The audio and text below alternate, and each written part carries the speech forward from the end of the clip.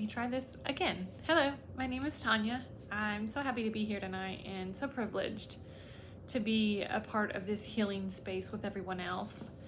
Tonight I'm talking about inner child, inner guardian, and how to feel feelings with those two things in mind. They're not easy topics and they actually go rather deep, so I'm just gonna kind of hit the basics with this, but I hope it helps maybe point someone in the right direction. Pause here. If grounding work has already been done, that they did some breathing, then I won't do my breathing exercise. But if they haven't, then I would definitely do my breathing exercise here. So pretending breathing exercise is done. You and I matter. We're alive and we have value just because we have life in us. We are here and we're alive. I see you and I honor the space you hold here tonight. I see you showing up for yourself and I honor that. I want to share a little of my background. I came from a very abusive childhood. All the abuses, shapes, forms, all of them. A lot of brainwashing came with that. I had two toxic parents, very narcissistic, and lots of brainwashing comes along with that. I do have complex PTSD and a lot of amnesia, excuse me, regarding most of my life with this association. And I want to pause right here just to share before I keep going, whether your childhood just had some traumatic events or whether it was very abusive and severe. Healing is on a spectrum, and wherever you are on that journey, I honor that. And some of this work still has to be done in with that, even inner child work. There was a really great example that I heard the other day. It was about eyeglasses and someone who has had a fairly typical life with just some traumatic things. It's like wearing lenses and they just have a couple scratches on them. You can still see just fine, but it has a couple imperfections that you can almost adjust to. Opposed to someone else who's had more severe childhood, put those same glasses on, and for every traumatic or neglected or abusive moment, it starts to break the glass, and sometimes it's shattered in those spots. You can put the glasses on, but there's only going to be so many spots that you can see it out of, and it's going to take a lot of work to see what's on the other side of that lens. So for that, it just means that us who do have a very traumatic background just means we're going to have to work on our lenses, and it's going to be a little bit more of a journey or a different kind, not more or less, just what it is.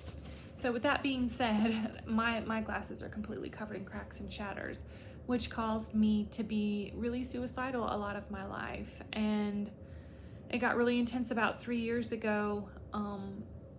And I started looking for a clinic or something, but I knew for whatever reason that I needed more than medication. That wasn't what was working for me. I needed something more. And so I called a couple of clinics to ask and for therapy, and they were like, oh, we don't accept your insurance. And I kept calling places, and this one place was like, why don't you try psychologytoday.com? By the way, no way am I affiliated with it. It's just a big resource I think that should be talked about more. On there you can filter in your insurance first, and then you can type in, like, once you put your insurance in, you can put what kind of therapist you're looking for. I love it because I was looking for trauma and someone who dealt with chronic illness, as I battled both of them. And so I went through and I read the bios and everything, and then I come across the person that actually I still see, and she's more of a life coach now, but she's someone who works with me still today. Her bio spoke my energy, it spoke my language, and I was like, this could be really good. I just say this because it takes a lot of courage to stand up and try to get yourself help and to talk to someone about what's going on. I feel it's different when, not that it doesn't take as much effort to go get medication, but to actually talk about the things, there's a lot of vulnerability in that. And I think being able to read people's bios, and a lot of them will let you do consults, that really helped me narrow my search down and found the person that I needed help. And she's, again, still in my life and a part of my journey today.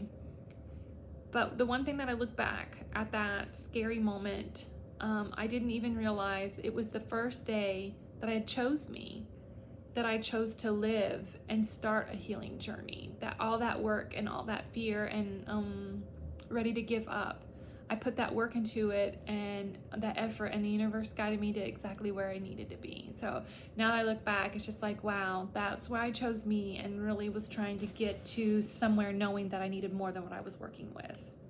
I find 3 things that go hand in hand in my healing journey. We must connect to the inner child. And I feel this is probably for me the number one most important work that I could do. Getting to that root self. And it's about from the age of 7 and under. And then next would be the inner guardian, a father or mother. Some may call it reparenting, but I do see it a little bit different. And then, of course, those things would lead you to feeling feelings. And again, I'm barely hitting the surface of these super important topics, guys. We could go into every one of these hours in detail, but I'm hoping it may give some idea of how it may help you. So let's take that first part, the inner child. A child running your adult feelings? Is that really possible? The answer is 100% yes. Feelings are part of the amygdala that develops from the year up to the year between 6 and 8 years old of life. We're taught how to express and process our feelings. Then we still function on that state that part of the brain was developed in. And so it's not about who did what right or what we don't have. It's about what we are and what we need right now and showing up for what we need to do. So it's not really a blame game to parents. It's not exactly their fault. They couldn't give you something they didn't have. And everyone's finding their inner child is going to look very different from each person. Some can connect immediately, while others can take time to find where they may be hiding and how to find them in the process. I promise it's a process for everyone, whether it's easier or if it does take some time. There are many ways that we can try to connect. One of the ways that I found was the best was pictures. I think that kids love pictures of themselves. I don't know any little kid that doesn't like to talk about pictures of themselves. So I started with that. I got some pictures out and I was like, okay, I've got to try to connect with this inner part of me. And maybe I could just look at pictures and kind of connect, like, what age are they? What did they look like? That kind of thing. And so I started doing that, and there'll be some pictures pulling up, but so I pulled up, this is me in different ages, but it's all my guess about where inner child was. I didn't have a lot of pictures to work with, so very, very close in age. And so I found that, and as I did that and started to connect with the pictures, there's this little girl that I had found. Her name was Teeny, and she was in a dark corner of a big closet, and she would only come out to get like little peeks, and I only could see part of her face, and to answer quick yes/no questions. And as I was trying to get to know her and trying to get her to come out and connect with me, I gave her a lot of assurance, and I gave her lots and lots of patience. The other thing that I tried to do to get to know her better was Pinterest boards. And these are a lot of fun because the sky's the limit, and all we have to do is ask questions about our little selves and what we liked. Again, some can connect better than others and a lot more quick. I think of like the shows that you would like at that age. I went to Teeny and was trying to, since she couldn't come out and she was so afraid, could we decorate her closet, maybe give her a nightlight, something that would make it pretty. Just, using Pinterest, what could we put in there that would make her feel better? And so I went with inner child, and Teeny is about, I think she's like in between 2 and 4, so little girls. And this is the kind of things that she was showing me that she liked. And that will come soon. These are just the things she liked, and I guess spoke to her little collage board. And I would say examples you can do is think about when you were that age. What did you love? What music, movies, people, places, toys, books? What were you obsessed with? What did you just love? What was that one thing? Whether it be a blankie even, or something that just was like that moment of you at that time. Did you like to play dress up, paint your nails, or did you play pretend? Who was your hero?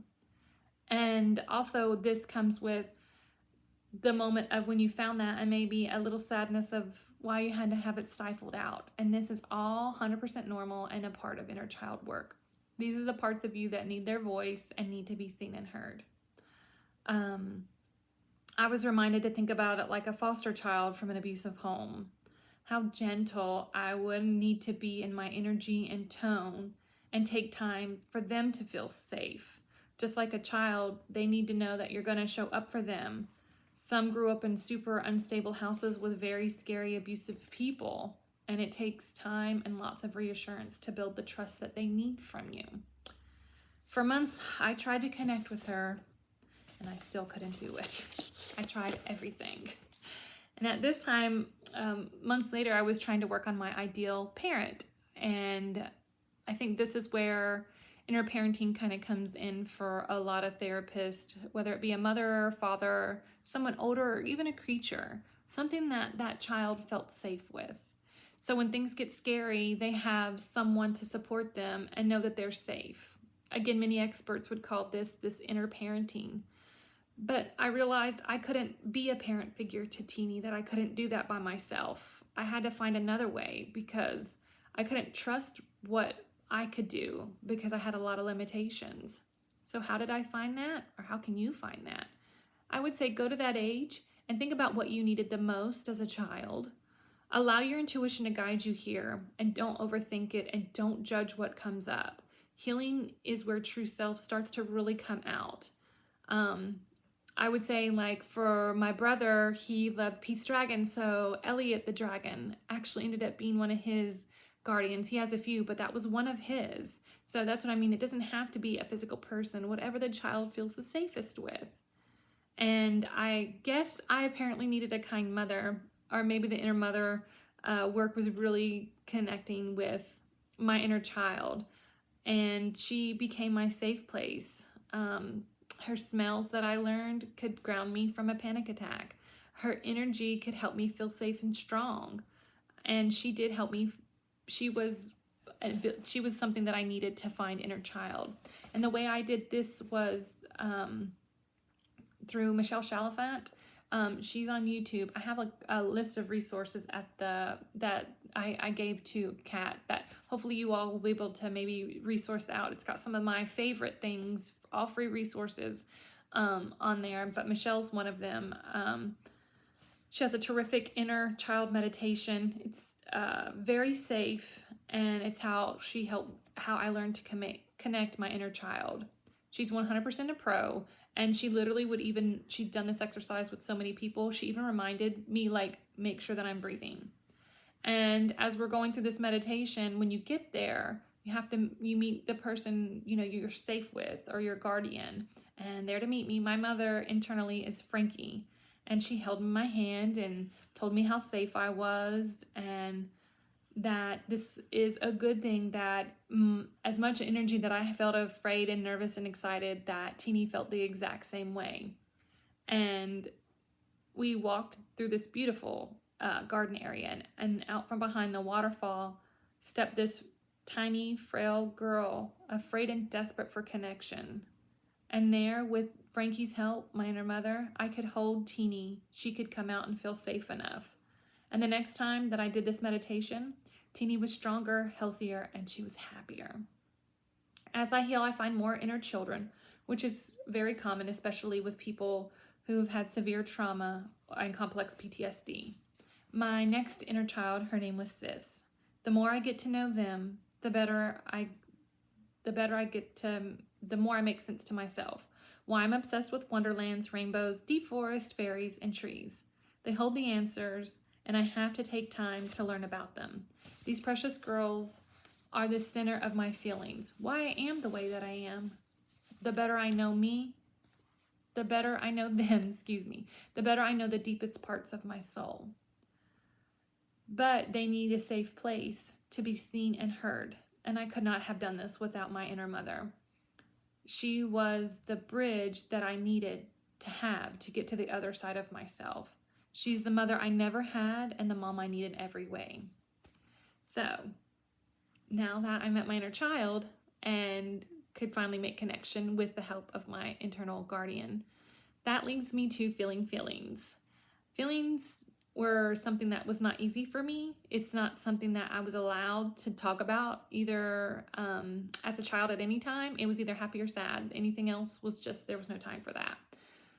So feelings didn't come until I started to find a truth. And my truth come from my inner child. And once I found truth, I found something to validate what I felt. Whether it be triggers, connecting the dots, uncovering lies I was told. I have so much amnesia, I didn't really remember a lot. But my girls do, and I trust them. Don't be afraid of what they may hold and what you don't know. It's something for me I wish I would have had a realization of. Like, I was just so worried to go back and know all the bad things. But once you start to connect with your inner child or children, they have those answers and they'll share what they want to share at their pace. So try not to be afraid of what is held and you don't know, because we don't need to know everything. And that's okay, because we can still heal in that. So how did I start to find a truth? Well, I had to find something. And I had to ask my inner child for that. And the best way that I can share is an example. I have two, and I'll break down the two that I have. One was Teeny, and she was feeling feelings, and I was just showing her the reassurance of, we're allowed to do that now, it's safe. And it was a letter that I wrote. I'm just going to paraphrase a little bit. And it says, I see you and all your beautiful wonder you carry. I feel the heavy shame you're carrying. I know you're sad right now and you don't understand the feelings you're having. That's okay. You're made to feel feelings, all the feelings. The sad alone feelings, the afraid scary feelings, the fear to run away and hide feelings, even the yell and get angry feelings. You had no way to share or understand your feelings because feelings weren't allowed. You were told you were bad, too sensitive of a person. But you know what, sweet girl? That's a lie. You were born with big rainbow feelings, stormy cloud feelings, and even butterfly feelings. Even feelings that fill the whole sky. Do you know why? Because you were born, sweet girl, to be exactly who you are, the way you are. Now's the time to be you. It's safe. You have the support and love inside. And then the other experience that I have, I'll break down Teeny's. Well, I guess I can go ahead and share that. Teeny, in that it really helped her, because even though you don't see that side of me, it's what I'm sharing with her in words. But she now knows she's validated and not alone anymore. It's safe for her to feel, and she has the support to do so internally. She felt shame and sadness, and she now knows she isn't alone in her feelings. She has to feel them, which means I have to feel them. The shame, the sadness, she is. But I know why now I feel the way that I do. Because I've set and understood that's what she's feeling. And then the other example that I have with Sis was more of a day-to-day thing instead of like a working out journaling thing. I had woke up one day and I just had this overwhelmingly heavy, like just ready to break down and cry feeling. And I, for the life of me, couldn't figure out like what was going on. So I went internally and took a couple deep breaths and was trying to figure out what was going on that I was missing. And long story short, Sis had felt overlooked and hadn't got to know her enough yet, and it made her really sad that she hadn't got her voice yet. So I took the time. I did the same thing that I did with Teeny. She was a little upset with me and she didn't want to answer questions, and I respected that. So I did what I could do, and I went to pictures and was like, okay, well, I know how old Teeny is, and I wasn't trying to coach her out. I genuinely was just trying to figure it out. And so I was like, oh, is she like maybe this age? You know what I mean? Is she older? You know, just trying to gauge that with her. And then it was so interesting. I had chose something, and all of a sudden she was like, no, that's not me. That's Teeny. I was like, oh, well, could you show me which part of you so that I can have the right answer? Sorry.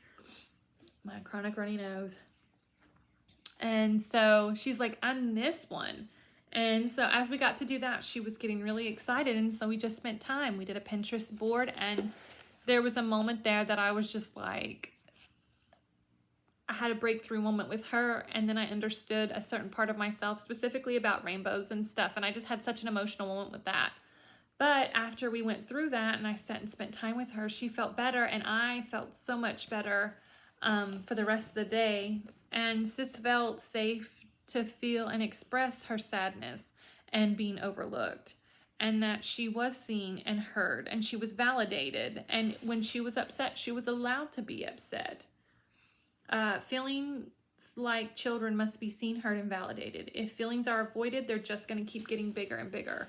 And I agree with that, because on that day, I would have just bawled my eyes out all day, which I'm not saying we don't have those days. We're allowed to. Those are great, feelings to have.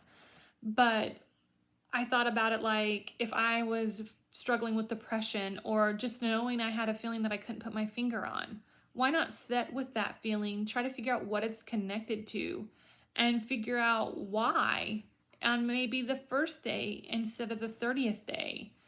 So then you're not consumed with that feeling and it's overtaken what you can see.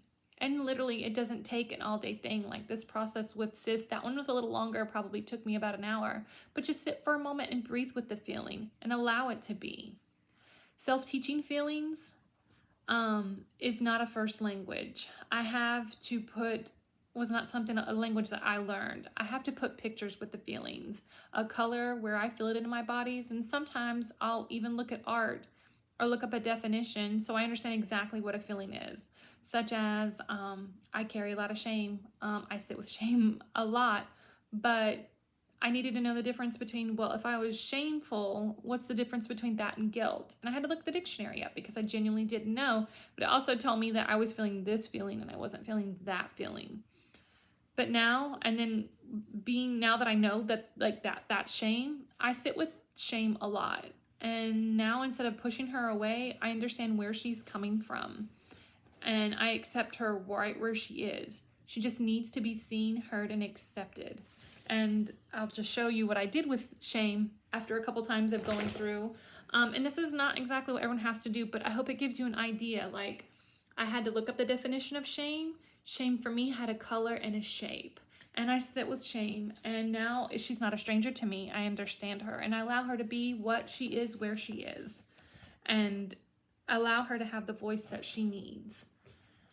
And remember, healing is 100% an inside process. If you have anything externally else, it's just a bonus, because the answers are truly inside every one of us. And lastly, when we are learning to feel feelings, we have to learn coping skills and ways to self-regulate, because as feelings come up, they're not comfortable and they're not pretty. And again, this is where I would say inner child comes in.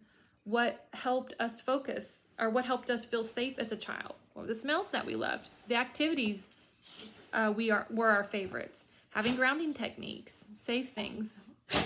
Smells are very, very important. If you have a safe smell or a smell that you just love, that actually connects with the memory part of our brain. And if that's where we felt safe, smells are so important and really easy to help us ground. I've learned that Play-Doh and coloring books, I have like my Play-Doh and my coloring books. I can feel it, and you've got to find like the right coloring book, but like I have coloring books and crayons. Like, guys, this is really stuff that I do, that I keep. And even though, I gotta take a little smell, even the smell of crayons for me, whether it was at school or whatever, that I knew it was safe, but even though it's a weird smell, that's my child. She says that's a safe smell, and it's a safe place to be creative when she has her crayons. There's no judgment or anything involved with that. And you can find, when I think of smells, try to think of smells that you love, because they should 100% be around you.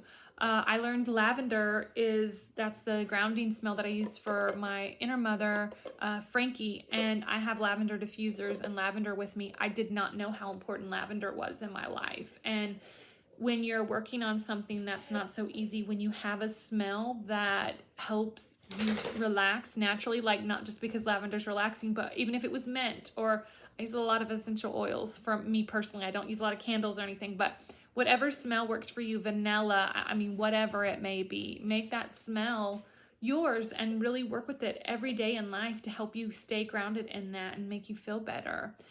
Fidgets are another thing. I have a box full of fidgets here. I just wanted to share, like, these all literally came from the Dollar Tree. And they're important because we need proprioceptive feedback. We need that mind-body connection, especially if we start to get a little disassociated.